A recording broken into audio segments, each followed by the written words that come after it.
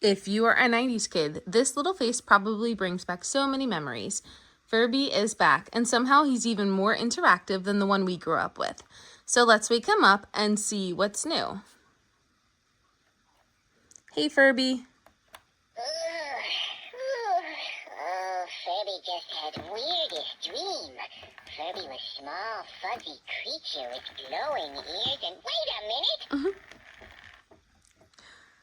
Okay, so before we go any further, let's answer the most important question for every 90s parent. How do you turn him off? Yup, gotcha. Okay, so there's two ways. You can press the heart 3 times very fast, but I don't even have that much success doing that. So the other way that I show my daughter, because it's very easy, is you just lay Furby on his back. Furby getting so sleepy. And I feel like it takes about 30 seconds for him to actually fall asleep. All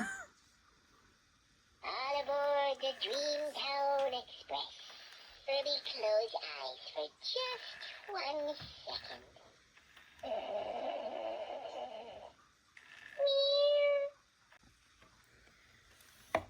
So now that we've established that there is an off switch, let's get to the fun stuff. Unfortunately, I will not be waking Furby up to demonstrate all the fun stuff because I already tried that and I gave up because Furby just wants to play and interact with me the whole time, and I can't talk over Furby. So this is really important.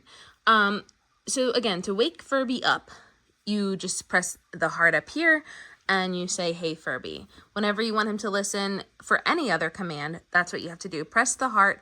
I do find that it does take a little practice to interact with the Furby.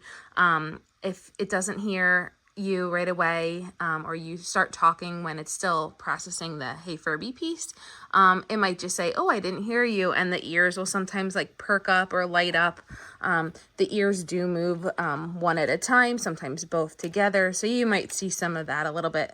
And also the heart lights up, and I think that's when it's like, you know, listening to you.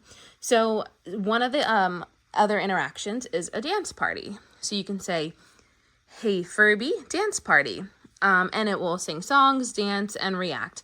So, and every time that you do press the heart and say dance party, you'll hear a different song or a dance. Sometimes it tells you to like pat my head, rub my belly, touch my beak, that kind of stuff, throughout the interaction or throughout the game. But, you know, that's, again, a great skill for the kids to hear, is like following the directions that the Furby gives, and it's very fun. Another game that you can do with this Furby is play copycat. So Furby repeats anything you say using several different silly voices. You can say funny voices, short phrases, family members, and again, it gives you the prompts is like tap my head to hear it again, rub my belly to play a new sound, that kind of stuff. The next one, Furby can tell your fortune. So you say, hey Furby, tell my fortune.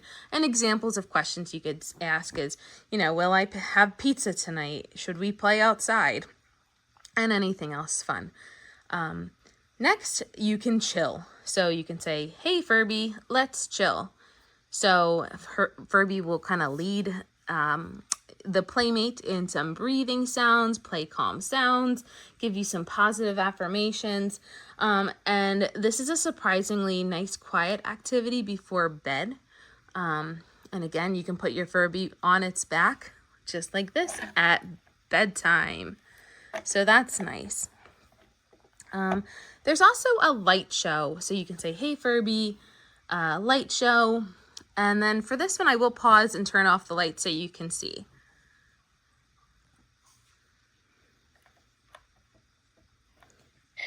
Hey Furby. Buenos Furbos. Hey Furby, light show.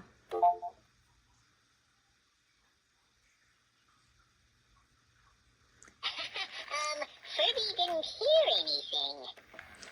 So that was an example of when it doesn't hear, it raises its ear. Hey Furby, light show.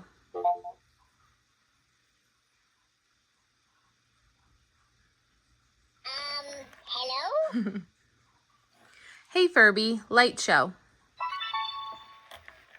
Double rainbow!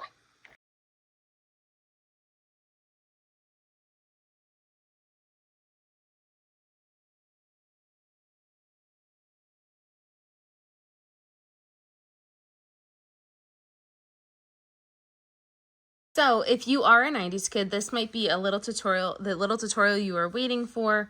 Furby, if you have two Furbies in the house, you can have Furby meets Furby. You bring out the second Furby, and then they have cool interactions with each other. And there's a cool secret little hidden feature. We only have one, so I can't explain that one in full, but I do know that that is an option. So those are all the 5 voice models or modes that, plus a few extra tips of how to get you started. Again, in that last example, I had to repeat myself twice, so I'm just not familiar with how to use it very frequently, but I do think like the more motor memory you have and the more practice, the kids figure it out very quickly. So Furby isn't just meant to replace every toy in the box. It's meant to become a little companion. If your child enjoys toys with personalities, making conversations, that back and forth, that has music, and that likes that imaginative play, I think this is where Furby really shines. Again, you're paying for this really good technology. This Furby is just looks like ours when we were kids, but the technology is so much better. And so hopefully this walkthrough helped you decide if this is the right fit for your family. If anything, this is just such a fun, nostalgic toy. And my daughter loves having a Furby when I told her that I had one growing up. So yeah, I think it's really a fun toy to have. And again, really cool. My daughter loves playing with it.